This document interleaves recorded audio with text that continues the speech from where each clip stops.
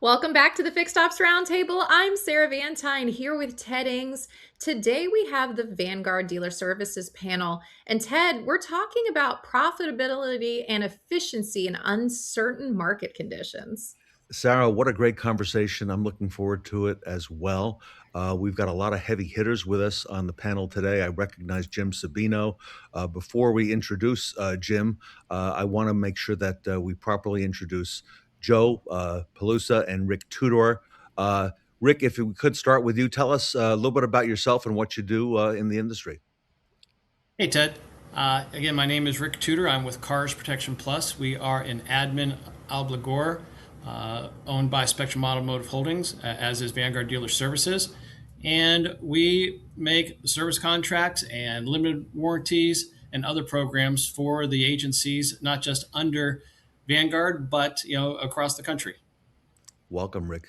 Honor to have you here today. Thank you. And Joe, give us a little bit of a background on yourself, if you don't mind. Sure. Yeah, my name's Joe LaPelusa, and I am a regional manager with Vanguard Dealer Services. I primarily service accounts in Southern California. I'm located just about in the Los Angeles area. And I work with dealers primarily in this area, but I also have accounts with RV stores that are all across the country. So I hear a little bit of everything from a little bit of everywhere. All right. Welcome, Joe. Thank you for being here. Honor to have you. And Jim, in case anybody doesn't know, tell us who you are. Sure. Jim Sabino, All American Ford of North Jersey. We operate Ford dealerships across New Jersey, and glad to be here with everyone this morning. Great. Wonderful. Well, with that, Jim, I want to kick things off really to get the dealer perspective because this year we've seen a lot of different headlines out there. There's been a lot of conversation on used cars, on new cars, on service, all of these factors that are contributing to some uncertainty in terms of what's going on in the marketplace and how dealers can be reacting and plan ahead. So, Jim, from your perspective, how can dealers balance volume versus margin and service pricing as consumer wallets continue to tighten? Yeah, it's a great point, Sarah. And to that, yes, prices are all you hear in the news and the media is prices are going up. Cost of cars, average prices skyrocketed to the highest levels they've ever seen.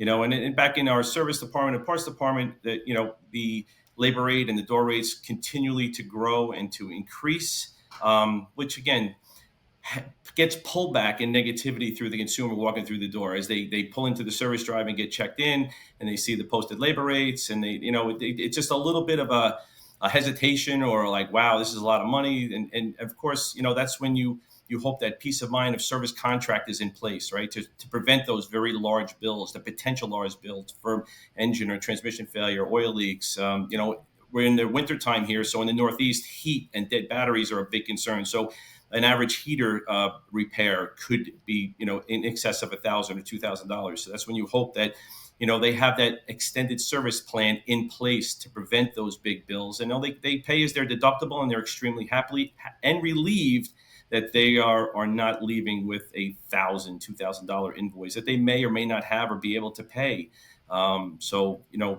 Vanguard and through the sales process of selling these and offering these contracts is peace of mind and security. It's a big deal that makes a big difference throughout the ownership process of the vehicle. It really does. And Joe, hearing what Jim is describing, and that's a real reality for customers in the service department. They come in when they purchase their vehicle, and in some cases now, they're holding on to them longer than they have in history. And the cost for the repairs continue to go up. So there's a lot of relief when they do have a service contract that helps, offset some of those costs. But what are you seeing across all of the different retail points when it comes to balancing this volume versus margin in these pricing components?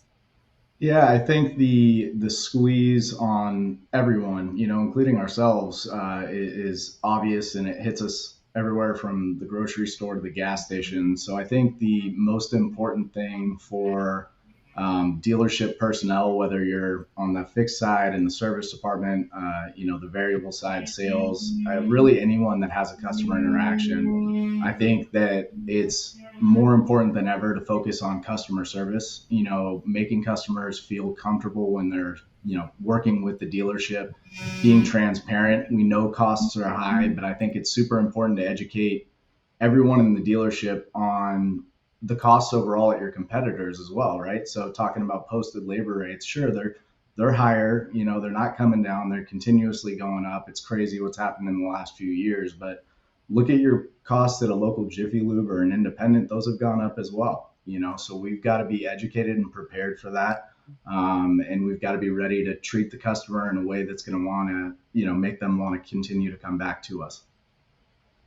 It's so true, Joe. And Rick, as this conversation continues to unfold, customers really they're researching this information before they come in. So, this is this volume equation, versus margin. I mean, this is a big reality that dealers are having to juggle right now.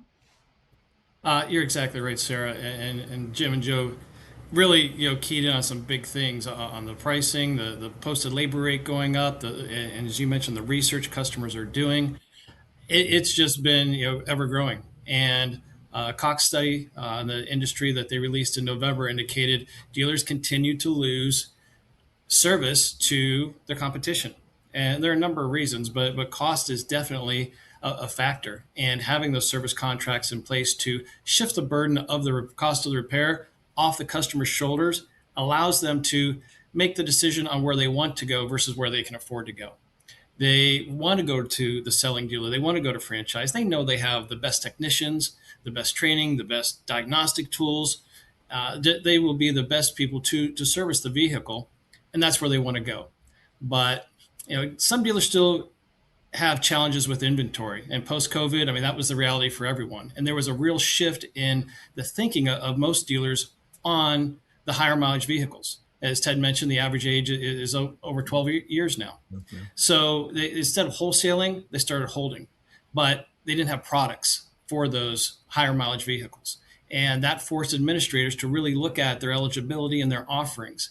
Now, we offer exclusionary coverage on vehicles up to 20 years old, up to 200,000 miles. There's other programs out there that will literally cover any vehicle in the dealer's inventory, regardless of age, mileage, make, model. There's something for everything. So dealers really need to look at their high mileage partners and make sure that they have a solid offering to protect those customers and keep them coming back to their stores. And we're seeing service retention of almost 70% on higher mileage. And let's face it, these customers that are budgeted for a 150,000 mile vehicle, typically they're going somewhere else for their repairs. Now they're going back to the selling dealer. So the balance of margin versus volume, let's focus on the volume. Let's get the customers back. Let's keep them coming back. And more volume can be the same customer coming back more or new customers, but either way, it's a win. Very well said, gentlemen. I appreciate all that. And Jim, let me come back to you. I think the value of that service contract has never been more important than it is today with all of the different inflationary things that have been happening throughout the country. And Jim, you and I and Sarah are also seeing a lot of technology that's now helped and come into fixed operations. I know you've been spearheading a lot of that. How do you see all this playing out here? And, what are you doing there at All American in New Jersey? Technology is as everyone knows, is always evolving, right? It's incredible on what's coming out, and what's the buzzword as it was last year, as it is this year, and continues is AI. So AI is absolutely a necessity. You need to embrace it. You need to incorporate it into your day-to-day operation, whether it's communication from the dealership to the customer, it's internal, it's service drive, data mining for our used car acquisitions. You're reaching out to customers that possibly didn't purchase a extended service contract at time of delivery, that you want to reach out maybe at the 12 month point, the 24, or even the 36 months after post delivery. You want to continue that conversation to keep reminding them that, hey, it's maybe your factory warranty is going to expire, and now is the time when we can offer you and get you in to complete your extended life of the car with a peace of mind of a service contract, and to avoid any type of exorbitant bills possibly down the road. And that's what, Joe had mentioned, retention. Retention is big. A service contract is an absolute glue back to the dealership. It's glue, and it keeps that customer glued to you. It stays in that loop, so they continue to come back, and hopefully you provide a high level of service so their visit is a satisfactory one, and then their retention is there, and then they want to continue to do business with you, right? So it's in fixed ops. My perception of a extended service warranty is the gift that keeps on giving. So they're going to come back, I'm going to get paid. They're going to come back, I'm going to get paid. So every time that car comes through, and it does have other than maintenance, routine maintenance, if it does have a problem, most likely it's going to, the extended warranty is going to kick in. It's going to pay. The customer pays their deductible. They're happy because they got out with a minimum bill. We're satisfied. The technician got paid the hours to fix the car. Parts department sold some parts. It's the gift that keeps on giving. So it is so important that you incorporate technology, today's technology, to your day-to-day to assist the humans. It's never going to be a humanless, touchless system, but the AI and everything else that goes along assists to make you more efficient, more profitable, and sell as many contracts as possible.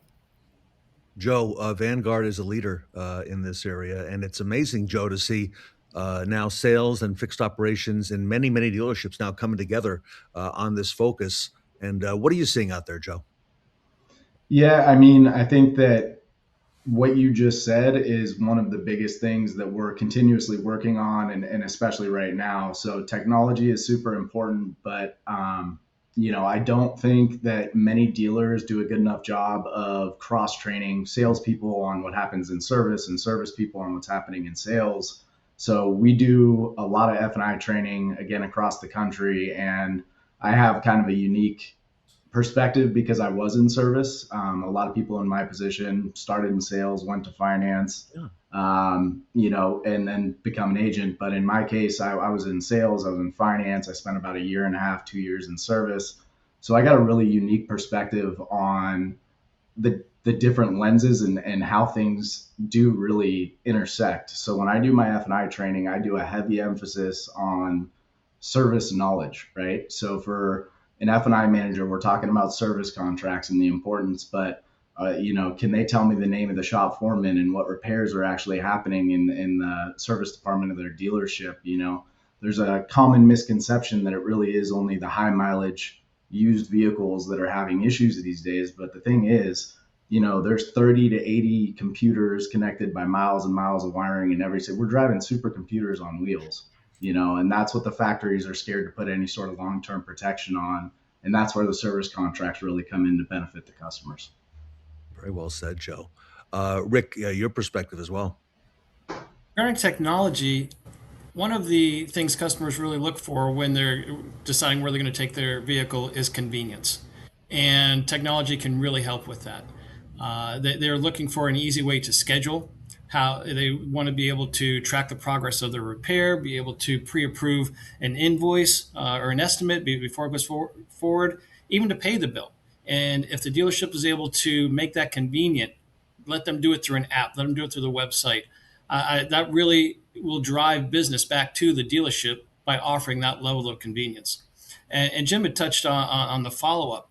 There are a lot of great programs out there. APC, another company under Spectrum, they will market on the dealer's behalf. They have over 1 billion points of data. They know when customers are going to be looking for a service contract, and they know they're buying them. There are so many companies out there. I can't go a week without seeing a meme. We're trying to contact you about your car's extended warranty.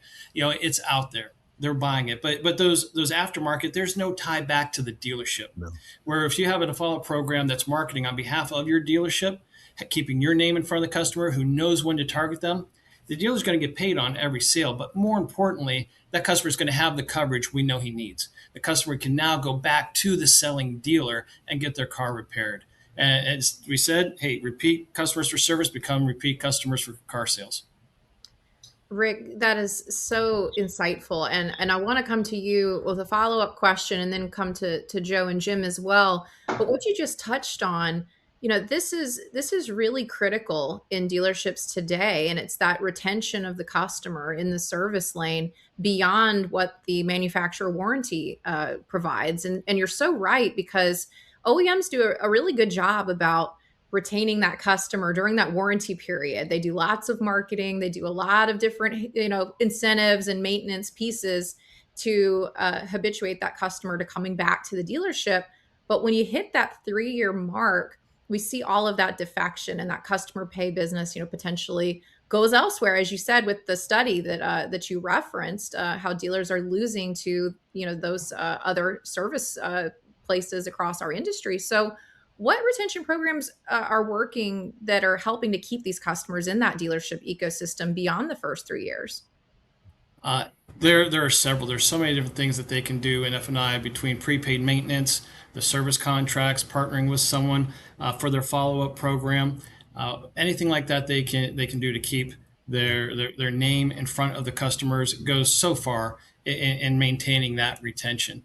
So if they aren't doing themselves, I've seen stores that do a great job. The F&I director will have a spreadsheet of every missed opportunity, and they will follow up and reach out to those customers themselves. So at least do that. But keep in mind that there are companies that will do that for you. Let them focus on selling to the customer in the store, and it's free money back to the dealership when they sell. And so much of this, because it's tied back to the dealer, is going to be found business for service. These are customers that weren't going to come back. So I think all of that is going to add to that retention. And Joe, you touched on those training pieces that are so important between finance and sales and service. And this, I mean, the customer in this ecosystem, that's a lot of the defection. The reason that they defect is because of some of that fragmentation between what happens in the sales department and the service advisor, not being aware of what's happening in sales and vice versa. So what have you seen really impact this retention strategy to keep customers coming back?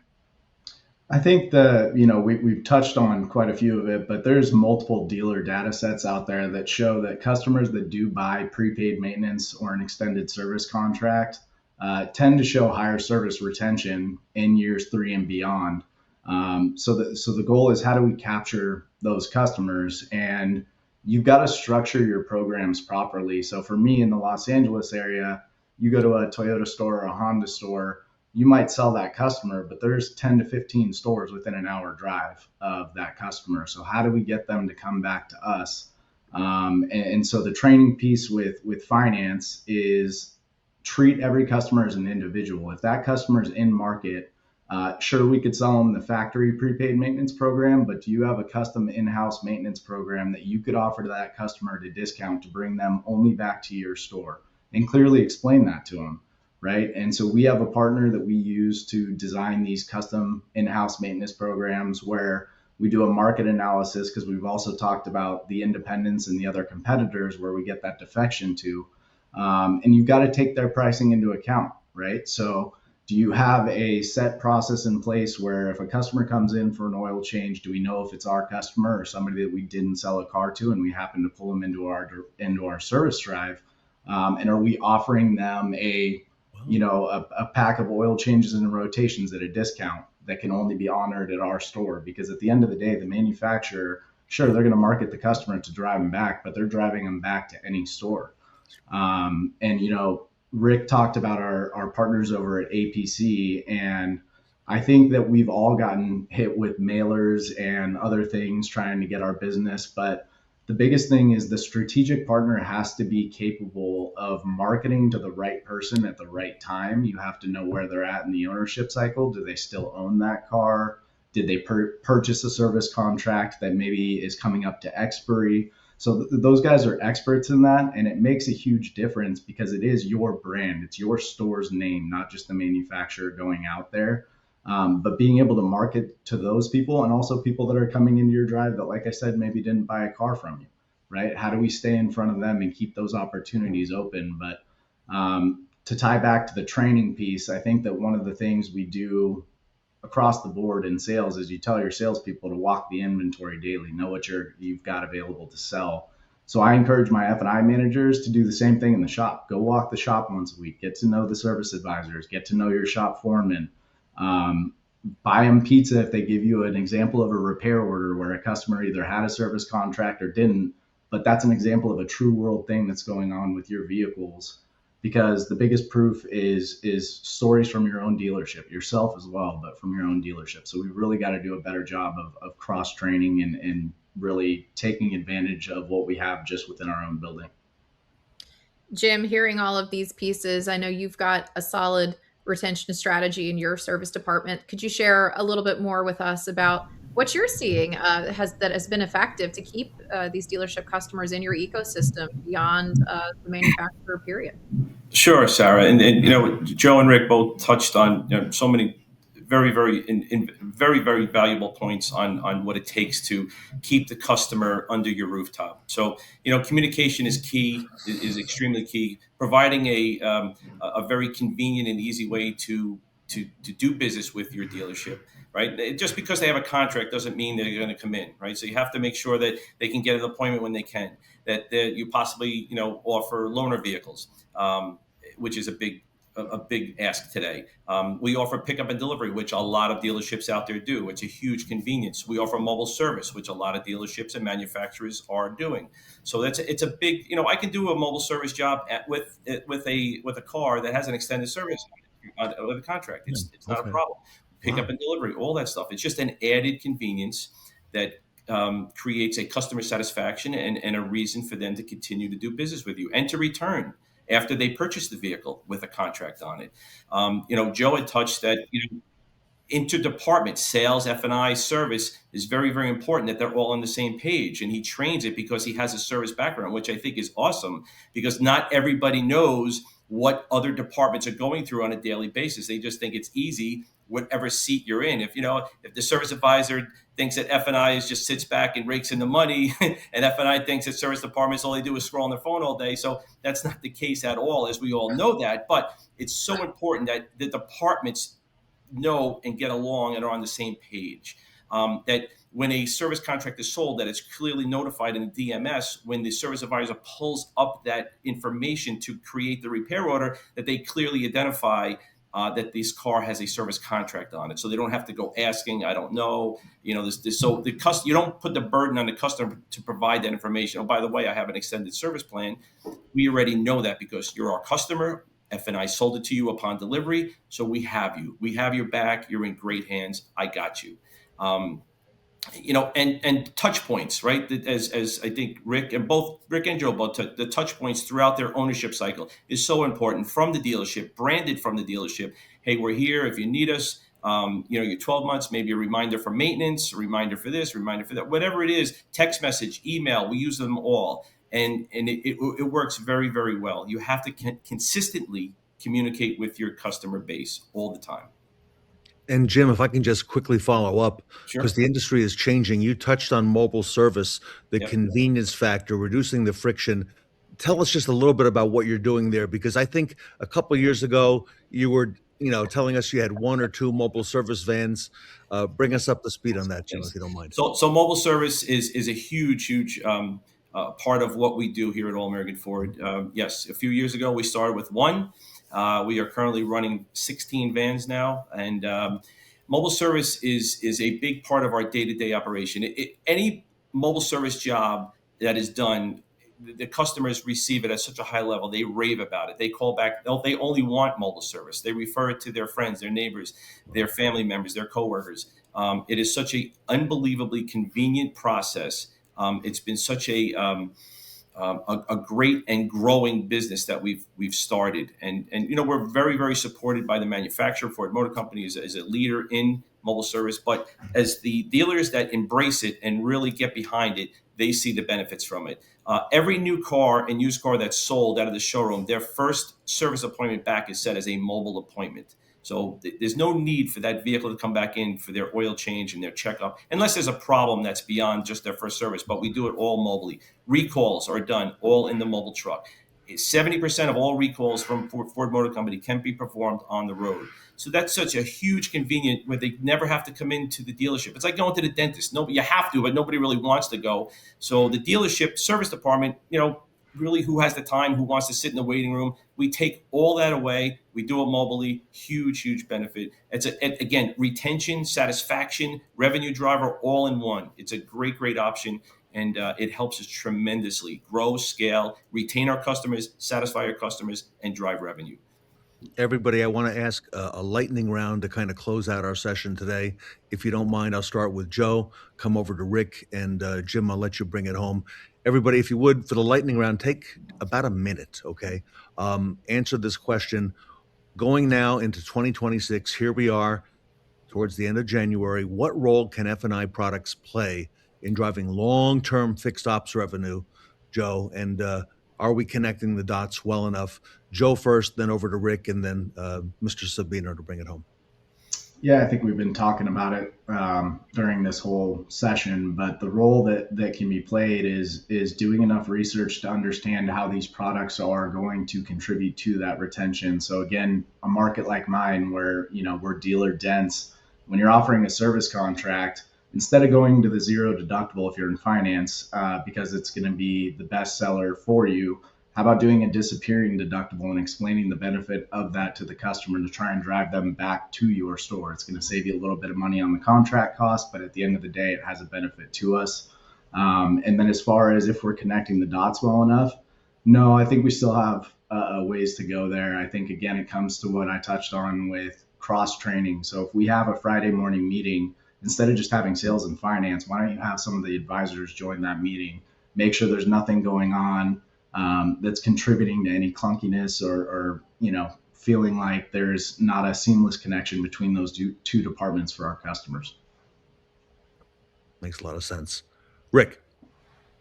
I think Joe said it well. It really comes down to having the products, but also making sure you have the right partners and that you do have product for every vehicle. Don't let a customer leave with a vehicle that's not covered unless it's their choice not to.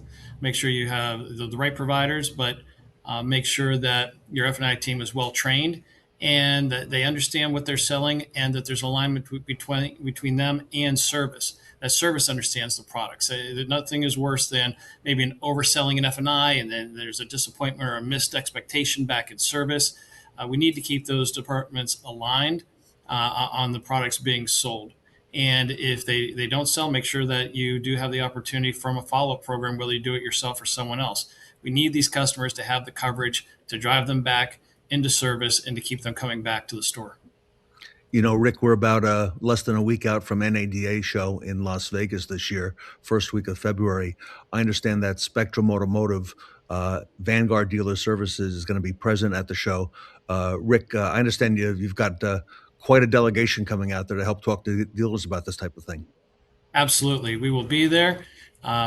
Our booth number is in the ticker down at the bottom, but I encourage you to stop by, talk to us. We'd be happy to go over our services, and we offer a full suite. We have pretty much everything you would need. We have agents all over the country.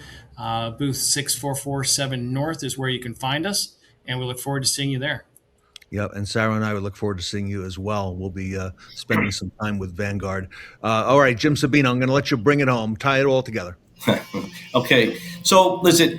Transparency is key in selling the products, delivering the products at time of delivery through the F&I offices. Training is actually critical, where Joe and Rick both have touched on multiple times throughout this show. Training between interdepartments is just take down the walls. It's one department, right? So everybody plays. It's our customer. It's not services customer. It's not sales or F&I's customer. It's our customer. Take care of them as anybody within the dealership would. Okay.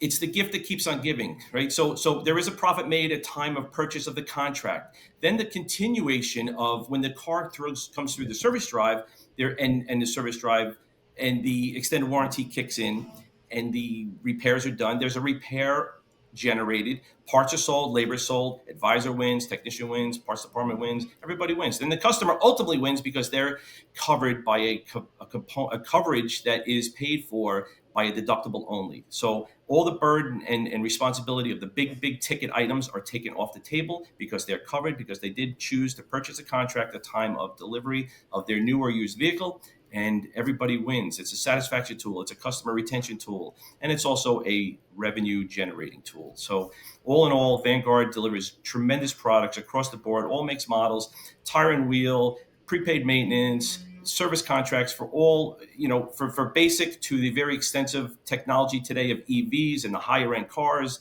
So listen, it's get on board, get trained, sell these products, and you're not gonna lose on this one. It's a definitely win-win across the board. Well said. Sarah, this has been a great panel. It has, Ted, and this is going to continue to be an important topic as we march towards the rest of 2026. Everybody, if you're headed to NADA next week, again, Sarah and I will be there. Stop in and see the great folks at Vanguard Dealer Services. The booth is going to be in the North Hall. They are part of Spectrum Automotive. And if you look at the ticker down below, you can see that NADA booth number is 6447N. Again, Sarah and I will be out there and visiting with them as well. You can look for us as well. Rick Tudor, I want to thank you so much for your time today. Very well said. Joe LaPelusa, thank you so much for all you do for the industry and for that great service experience as well, adding to the repertoire. And Jim Sabino from All American Ford Automotive Group in New Jersey. Thank you all for being with us. The Vanguard Dealer Services panel here with us today at the Fixed Ops Roundtable.